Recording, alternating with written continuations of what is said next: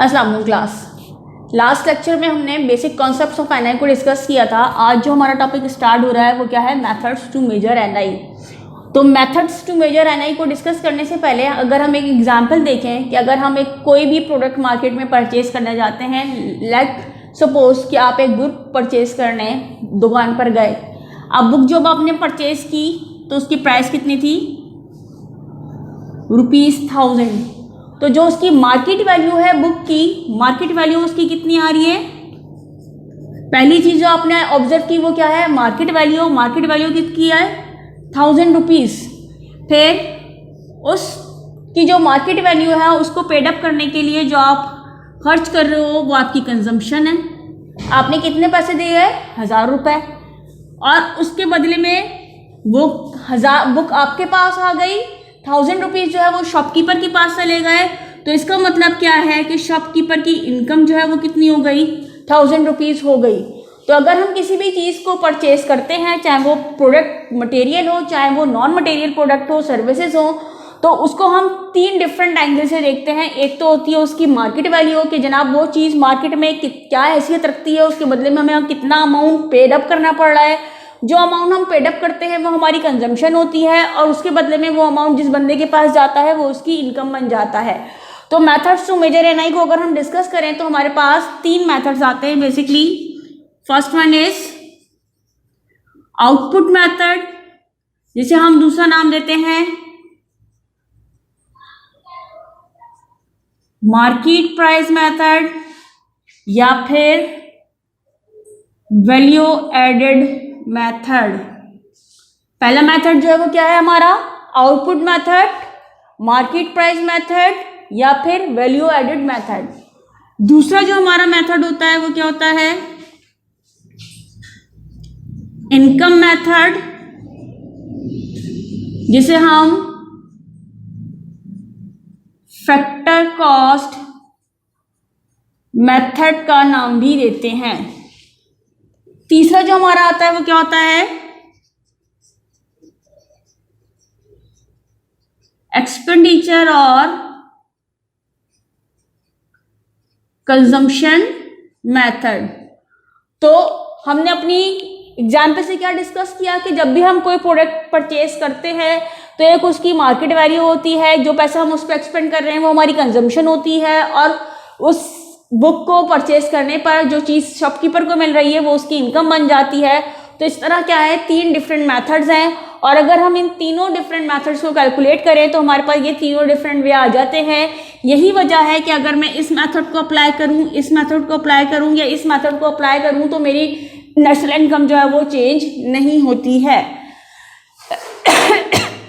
तो पहले हम डिस्कस करते हैं अपना पहला method, output method, market price method या वैल्यू एडेड मेथड को। वैल्यू एडेड मेथड या आउटपुट मेथड को जब हम ऑब्जर्व करते हैं तो सबसे पहला जो हमारा काम होता है वो हमारा काम क्या होता है कि हम अपनी इकोनॉमी में जितने भी एक्टिविटीज़ परफॉर्म हो रही हैं उन्हें सेक्टर वाइज डिफ्रेंशिएट कर लेते हैं। लाइक पाकिस्तान जो है वो एक एग्रो बेस्ड कंट्री है, तो सबसे बड़ा जो सेक्टर है पाकिस्तान की प्रोडक्शन का वो क्या है, एग्रीकल्चर सेक्टर है। यानी कि जितनी भी हमारे यहाँ खेती बाड़ी हो रही है तो वो किस सेक्टर से रिलेट है, 70% प्रोफेशन जो है वो पाकिस्तान का एग्रीकल्चर से लिंक कर रहा है। तो सबसे पहले हम अपनी इकोनॉमी को डिवाइड करते हैं डिफरेंट सेक्टर में। तो पहला सेक्टर जो हमारे पास आता है वो कौन सा आता है, एग्रीकल्चर सेक्टर। एग्रीकल्चर सेक्टर के बाद पता है हमारे पास जो दूसरा मोस्ट इंपॉर्टेंट सेक्टर आता है वो कौन सा आता है,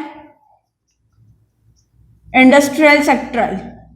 कि इंडस्ट्री जितनी भी है उसको हम क्या नाम देंगे, इंडस्ट्रियल सेक्टर का नाम देंगे। फिर हमारे पास क्या चीज आ रही है तीसरे नंबर पर,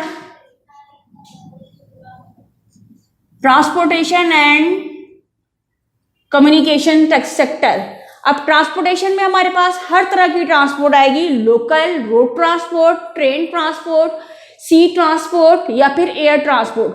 पूरे मुल्क में जितनी भी ट्रांसपोर्टेशन जो है वो एनुअल बेसिस पे प्रोवाइड की जा रही है उसको हमने एक ट्रांसपोर्टेशन और दूसरा कम्युनिकेशन सेक्टर। कम्युनिकेशन सेक्टर में हमारे पास हर वो सेक्टर आएगा, चाहे वो आपके पास प्रिंट मीडिया हो, चाहे वो आपके पास विजुअल मीडिया हो, या फिर आपका रेडियो हो, XYZ, जितना भी FB वगैरह जितने भी आपका मीडिया है, कम्युनिकेशन सेक्टर जो कि आपका न्यूज़पेपर सारी चीज़ों पर बेस कर रहा है।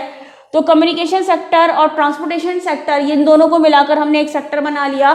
सारी पूरे साल की एग्रीकल्चर का आउटपुट के पूरे मुल्क में पूरे साल में जितनी भी टोटल एनुअल आउटपुट हुई है हमने उसे लेना है।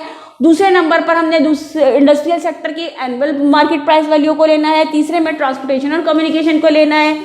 इसके बाद जो हमारे पास आता है वो क्या आता है, ट्रेड एंड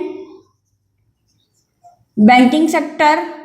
जितनी भी हमारी लोकल ट्रेड या इंटरनेशनल ट्रेड चल रही है उसकी जो तमाम एक्टिविटीज़ हैं, बैंकिंग सेक्टर की जो तमाम एक्टिविटीज़ हैं, उस सेक्टर को हमने सारा लेना है।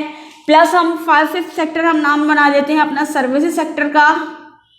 सर्विसेज सेक्टर में हमारे पास तमाम किस्म की वो चीज़ें आ जाएंगी जो हम अपनी लाइफ को रन आउट करने के लिए कंपलसरी हैं, like hospital, school, college, university, coaching centre, जितना ये आपका मीडिया जो है, और ये जो हमारी क्या कहते हैं फिल्म ड्रामा एक्टिविटी, ये सारी एक्टिविटीज सारी जो है वो क्या है, हमें सर्विसेज प्रोवाइड करनी होती है एंटरटेन करने के लिए।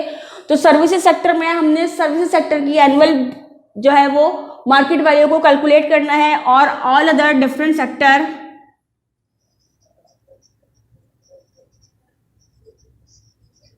इन तमाम की एनुअल बेसिस पर जो भी आउटपुट हमारे पास निकल कर आएगी, एनुअल रिकॉर्ड के एनुअली जो कुछ हमने प्रोड्यूस किया है उसकी एनुअल मार्केट वैल्यू को जब हम ऐड कर लेंगे तो हमारे पास क्या आ जाएगा, ग्रॉस नेशनल प्रोडक्ट, और उससे हम लेस करा देंगे अलाउंस फॉर डेप्रिसिएशन को। तो फिर हमारे पास जो चीज़ आएगी वो हमारी क्या आ जाएगी, national income on output method, market price method या फिर value added method.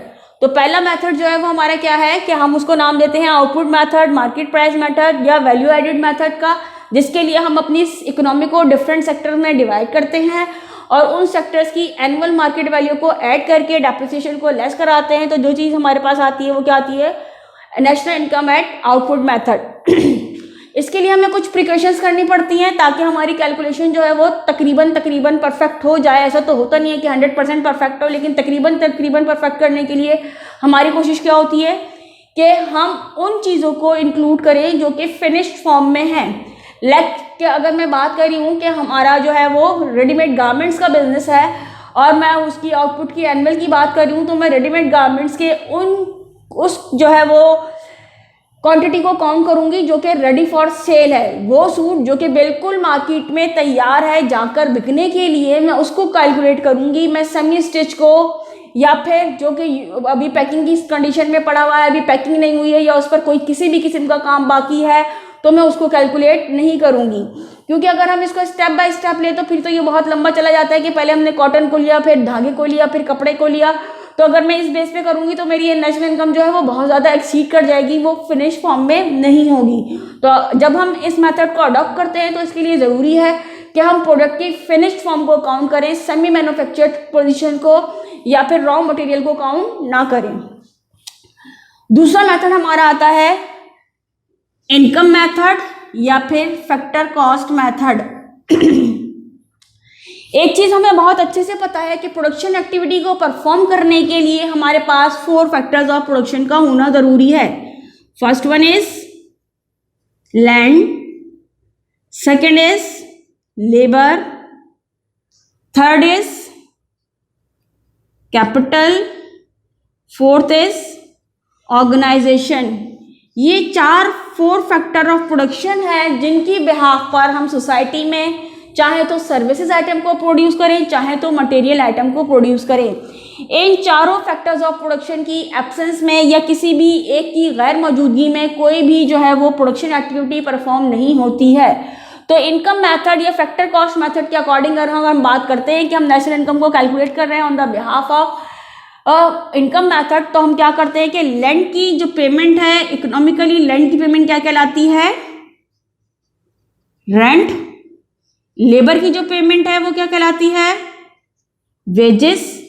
Interest, capital की जो पेमेंट है वो क्या कहलाती है, इंटरेस्ट। ऑर्गेनाइजेशन की जो पेमेंट है वो क्या कहलाती है, प्रॉफिट। तो अगर हम इस बिहाफ पर डिस्कस ना करेंगे प्रोडक्ट की मार्केट वैल्यू क्या है, बल्कि हम ये ऑब्जर्व करें कि पूरा साल किसी भी मुल्क में जो है वो नेट रेंट क्या पेड अप हुआ है, पूरे साल में कितनी वेजेस जो है वो लोगों में डिस्ट्रीब्यूट की गई हैं, कितना इंटरेस्ट जो है वो आया है और कितना प्रॉफिट जो है वो डिफरेंट सेक्टर्स ने अर्न आउट किया है। तो अगर हम इन चीज़ों की बिहाफ पर कैलकुलेशन करें कि हमने रेंट को ले लेना है, हमने वेजेस को ले लेना है, हमने इंटरेस्ट को ले लेना है, हमने प्रॉफिट को ले लेना है, इनकी जो एनुअल मार्केट वैल्यू है उसे जब हम सम अप कर लेंगे तो हमारे पास क्या आ जाएगा, ग्रॉस नेशनल प्रोडक्ट। फिर हम उसमें से डेप्रिसिएशन को लेस कराएंगे तो जब हमारे पास इनकम वो आएगी वो क्या कहलाएगी, net national income on income method या फिर फैक्टर कॉस्ट मेथड। तो यहाँ हमारी अप्रोच जो है वो क्या हो गई है, डिफरेंट हो गई है। हमने चीज़ की प्रोडक्ट की वैल्यू को नहीं लिया, मार्केट प्राइस को नहीं लिया, बल्कि हमने क्या देखा है कि कोई भी प्रोडक्शन जो मार्केट में प्रोड्यूस होकर आ रही है, चाहे वो सर्विस सेक्टर की प्रोडक्शन है, चाहे वो मटेरियल आइटम की प्रोडक्शन है, दोनों टाइप की जो प्रोडक्शन है वो बेस कर रही होती है 4 फैक्टर्स ऑफ प्रोडक्शन के ऊपर। और 4 फैक्टर्स ऑफ प्रोडक्शन जब इन्वॉल्व होते हैं तो उनको हम रिम्यूनरेशन के तौर पर उनकी पेमेंट्स करते हैं। अगर हम उनकी जो है वो इकोनॉमिकल पेमेंट का एनुअल बिहाफ पर सम अप ले लें तो इस तरह जो हमारी नेशनल इनकम कैलकुलेट होकर आती है वो क्या कहलाती है, फैक्टर कॉस्ट मेथड या फिर national income eight income method. Last जो हमारी अप्रोच है वो क्या है, एक्सपेंडिचर या फिर कंजम्पशन मेथड। अब हमें मालूम है कि एक्सपेंडिचर यानी कि खर्च, कंजम्पशन यानी कि सर्फ, कि जो भी कुछ हम अपने लाइफ में जो भी कुछ हम कमाते हैं, जाहिर सी बात है वो क्या हो रहा है, खर्च हो रहा है। कुछ पैसे हम अपने ग्रॉसरी पे खर्च करते हैं, खाने पीने पे खर्च करते हैं, कुछ पैसे हम मेडिकल पे खर्च करते हैं, कुछ पैसा जो है वो गवर्नमेंट का इन्वेस्टमेंट होता है कि गवर्नमेंट जो है वो वेलफेयर के काम करती है, रिन्यूवरेशन के काम करती है, डेवलपमेंट के काम करती है, गवर्नमेंट ब्रिज बनवा रही है, गवर्नमेंट जो है वो हॉस्पिटल्स बना रही है, गवर्नमेंट बहुत सारे टाइप के डिफरेंट टाइप के जो है वो कंजम्पशन जो है वो पब्लिक वेलफेयर के लिए करती है। और पब्लिक सेक्टर में भी इन्वेस्टमेंट होती है, प्राइवेट सेक्टर में भी इन्वेस्टमेंट होती है। तो कुछ जो कंजम्पशन होता है वो लोकल लेवल पर, ग्रॉसरी लेवल पर या फिर एजुकेशनल लेवल पर, मेडिकल लेवल पर खर्च हो रहा होता है। कुछ कंजम्पशन जो होती है वो कैपिटल कंजम्पशन होती है जिसमें हम इन्वेस्टमेंट करते हैं कि हम नए प्लांट वगैरह लगाते हैं ताकि प्रोडक्शन को बढ़ा सके, या फिर गवर्नमेंट जो है वो पब्लिक वेलफेयर के लिए काम करती है कि नए ब्रिज बन रहे हैं, नए हॉस्पिटल बन रहे हैं। तो इन डिफरेंट टाइप के अगर तमाम एक्सपेंसेस को हम ऐड कर लें, क्योंकि हम वही कुछ खर्च करते हैं जो हमारी जेब में होता है, तो अगर हम डिफरेंट एक्सपेंसेस को कैलकुलेट कर लें कि एनुअल बेसिस पर हर सेक्टर में डिफरेंट जो है एक्सपेंडिचर वो कितने हुए हैं, तब भी जो है रिवर्सली हम किस चीज़ पे पहुंच जाते हैं, अपनी नेशनल इनकम की तरफ पहुंच जाते हैं। तो नेशनल इनकम अगर हम इनकम मेथड की बेस पर डिस्कस करते हैं तो हमें क्या चीज़ देखनी होती है कि इलीगल इनकम पर हमें नज़र रखनी पड़ती है कि इलीगल इनकम वगैरह को हम एडजस्ट कर लें ताकि हमारी इनकम जो है प्योर हो जाए। इसी तरह से हम जब एक्सपेंडिचर की बात करते हैं तब भी हमें सारे एक्सपेंडिचर को जो है वो फेयर रिकॉर्ड करना पड़ता है। तो इस तरह से हमारे पास ये 3 डिफरेंट अप्रोचेज हैं कि थर्ड अप्रोच में हम क्या करते हैं, तमाम टाइप के कंजम्पशन, चाहे वो हमारे लोकल ग्रॉसरी, मेडिकल या एजुकेशनल कंजम्पशन हो, हमारी कैपिटल इन्वेस्टमेंट हो, हमारी वेलफेयर इन्वेस्टमेंट हो, डेवलपमेंट इन्वेस्टमेंट हो, इन तमाम टाइप की कंजम्पशन को जब हम कैलकुलेट करेंगे, सम अप करेंगे तो हमारे पास gross national product at annual value पर आ जाएगा। फिर अलाउंस फॉर डेप्रिसिएशन को लेस करेंगे तो हमारे पास एक्सपेंडिचर मेथड के बिहाफ पर जो है वो नेशनल इनकम कैलकुलेट होकर आ जाएगी। तो आज के लेक्चर में हमने मेथड्स टू मेजर जो है वो 3 डिफरेंट टाइप्स के हैं, तीनों को डिटेल में डिस्कस कर लिया है। इसके साथ ही आज का लेक्चर हमारा वाइंड अप होता है। अगली क्लास में हम इंशाल्लाह नेक्स्ट टॉपिक को डिस्कस करेंगे। अल्लाह हाफ़िज़।